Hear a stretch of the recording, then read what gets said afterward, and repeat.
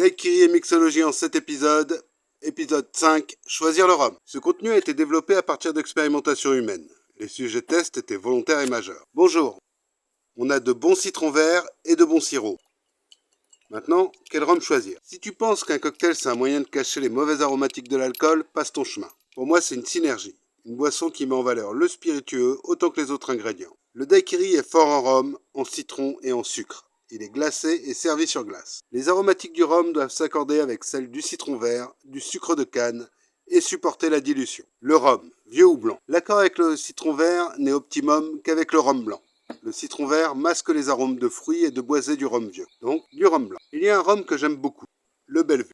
Il est très performant anti-punch et pour les rhums arrangés, car il est assez neutre et n'a pas d'aromatique désagréable. En daiquiri, il n'apporte pas d'arôme supplémentaire, il n'amène que de la force. Le dosage. Je fais le daiquiri à 2 unités alcooliques, ou UA. 2 UA, c'est la limite maximum d'alcoolisation pour avoir encore le droit de conduire. Cela correspond à une bière de 50 centilitres à 5 degrés, donc 4 centilitres de rhum à 60 degrés, 5 centilitres de 50 degrés et 6 centilitres de 40 degrés. Respecter ce dosage m'évite de faire des verres trop chargés en alcool. Quelles sont les aromatiques que je cherche dans un rhum pour faire un meilleur daiquiri? En premier, celle de canne à sucre fraîche, car elle renforce celle du sucre. Elles sont assez proches d'autres notes végétales de feuillage. Les aromatiques de sucre sont le bienvenu.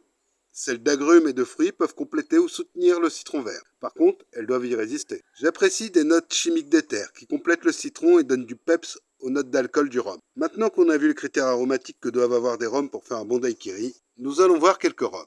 Le numéro 1 de Marsol. Il a des notes de canne, d'agrumes et de sucre. Le bio de Bologne a un profil semblable. Le maillot jaune de Bologne a les notes de canne, d'agrumes et de sucre, mais il a aussi des arômes métalliques, minéral, que tout le monde n'apprécie pas. De la même manière, le cœur de chauffe de Rémoninck est difficile pour certaines personnes qui le trouvent trop dur. Pour ces deux rhums, j'ai déjà entendu l'expression rhum d'ouvrier. J'aime assez le terme, autant que j'aime ces rhums expressifs qui ont du caractère. Mais je comprends aussi qu'ils ne sont pas accessibles à tous. Le rhum bielle 50 degrés. En plus d'être intense en canne, fruits et sucre, il a des notes d'éther qui complètent bien le bouquet du daiquiri. Le 50 degrés de Longto se distingue par la qualité de ses aromatiques de canne fraîche et de feuillage très intenses. Il est l'archétype du bon rhum agricole. À chercher le meilleur rhum pour un meilleur daiquiri, nous allons explorer quelques rhums blancs premium. L'éthique de Bologne a les aromatiques requises, mais en plus, il en a de fleurs et de fruits blancs. Mais elles sont dissimulées par le citron vert en mélange. Le Constellation de Longto est très beau en dégustation, mais une fois mélangé, il ne se distingue plus vraiment. La perle de A1710 est très aromatique. Celles de fruits verts identifiables à de la prune citer sont trop lourdes en daiquiri. Additionnées à celles du sucre de canne, elles deviennent écœurantes. Le rhum agricole premium 40 degrés de Montebello. Belle canne, beaux agrumes, beau sucre.